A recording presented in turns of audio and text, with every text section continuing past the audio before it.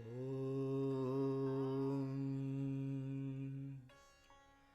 Jayanti Mangala Kali Bhadrakali Kapalani Durga Kshama Shiva Datri Swaha Swadha Namostute.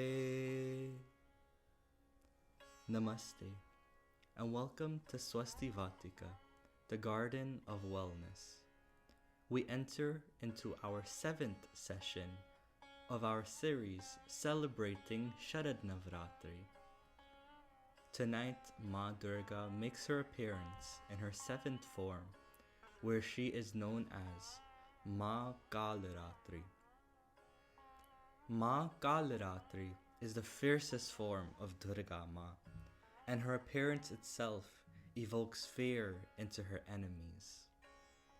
It is said that she has a very dark complexion like that of Sri Krishna, and her name can be broken down into 2 words, Kal, which is referring to time as well as death, and Ratri, referring to the night or darkness. Hence, Maa Kalaratri is the one that brings death to darkness or death to ignorance. Tonight we delve into the Devi Bhagavatam once again, where we find the story of how Durga Maa defeated Shumba and Nishumba. But first, let us try to break down the meaning and symbolism of these 2 Rakshas. Shumba means doubting oneself. He is the veil of doubt that covers the truth, that covers our confidence. Shumba can be compared to the clouds that we see in the sky, which covers the sun. Though the sun may remain in the sky, the clouds prevent us from seeing it. However, when the clouds disperse, we become aware that the sun was always there the whole time. So Shumba represents the cloud of doubt that blocks our judgment and capabilities in life. Nishumb, on the other hand, is doubting oneself. When the mind is clogged with doubt for others, neither peace nor progress is possible. We become filled with fear and stress in life because we feel that we are alone. These 2 negative forces can approach any of us in life, only if we lack Shakti and Shanti, strength and peace of mind.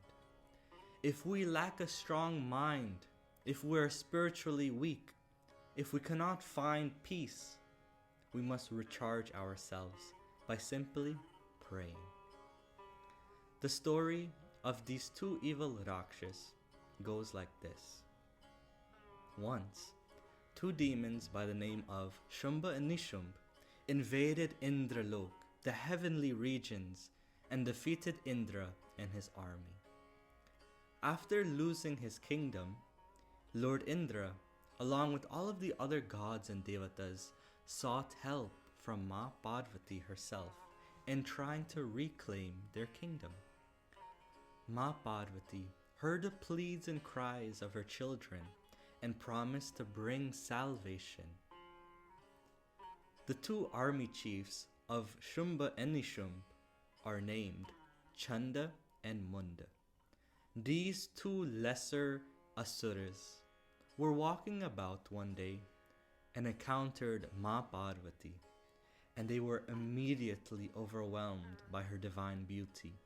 It is said that the Devi was indeed very beautiful and richly dressed. When Chanda and Munda saw Parvati sitting, they quickly returned to inform their masters, Shumba and Nishumb. They spoke and said, "O great leaders, you possess everything that is beautiful in the world and precious in all of the 3 lokas. You should also possess Parvati as your wife." Listening to the words of their army chiefs, Shumba and Nishumb sent a message to Parvati to get her consent in marrying one of them. Parvati then spoke to the messenger and replied, "I would only be married to he who can defeat me in battle. If either Shumba or Nishumb wishes to marry me, he shall have to defeat me." Hearing the message of Devi Parvati, Shumba then sent the army chiefs Chanda and Munda to destroy her. At that moment, emanating from the forehead of Ma Parvati emerged Kalaratri Ma herself. She was decked with a beautiful garland of skulls, holding in her hand a sword and a noose. Her complexion was very dark, as that of the dark night, with nostrils producing ferocious flames. Ma Kalaratri then leapt forth and quickly succeeded in defeating Chanda and Munda.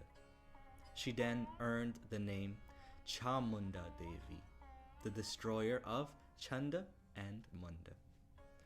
After the death of their two army chiefs, Nishumb and Shumb sent Raktabeej. In Hindi, Rakta means blood and Beej means a seed. Raktabeej was granted a boon from Lord Brahma that as soon as a drop of blood fell to the ground, another demon similar to Raktabeej would appear. The blood of Raktabeej represents the overwhelming power of desire. Like a seed, every desire that falls on the fertile soil of our mind produces many more seeds of desire. One thought gives rise to another, and as a result, we can never find ourselves satisfied.